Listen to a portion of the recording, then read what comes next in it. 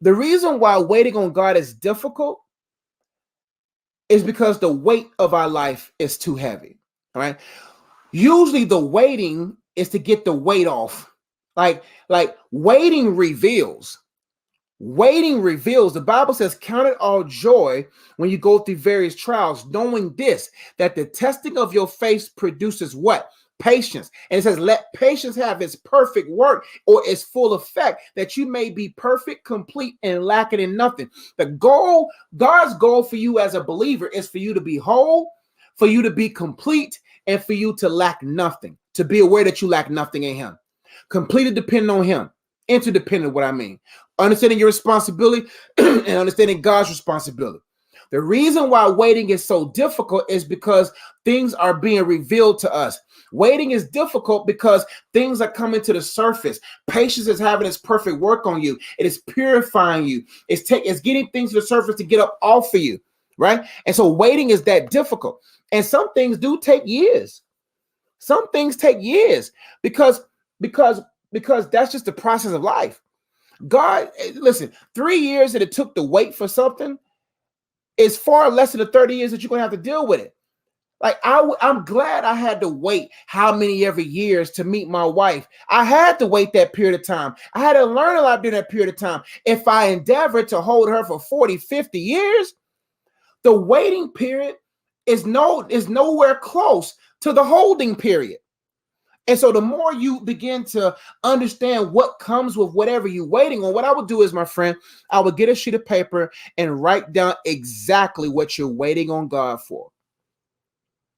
What are you waiting on God for? Now, after you done wrote down what you're waiting on God for, weigh the weight of the thing that you're waiting for. How heavy is that marriage that you desire? How heavy is that man you desire? How heavy is that woman you desire? How heavy is the children you want to have? How heavy is that position you want to have? How heavy? What's the weight of that? And then ask yourself, do I match that in weight? Do I match that in weight? Will I balance that thing out? Or am I too heavy for that thing? Meaning, am I too hard-hearted? Am I not light enough? Am I not free enough? So that if I get on this balance thing, I flip that thing over because I'm too heavy for it. I'm a dead weight to it. I'm not an equal weight of it. I'm fat and heavy, and that thing that I want is lean. It's a lean machine, and I'm fat, and I lack, right? Or you don't weigh enough for it, and when you get that thing flies you off the scale. Only God knows the right amount of time that's going to make you the right amount of weight to match the thing that you're waiting for. So to give you peace and to give you perspective, do that activity. Because when you do that activity, you'll begin to say, I understand why I must wait. Because some things are God-sized. Ask John the Baptist's mom. She had to wait how many years to have her son? Ask Sarah, how many years do you have to wait? Some things you have to wait for because it's God's perfect timing. And some things you have to wait for because you're not God's perfect wait for it.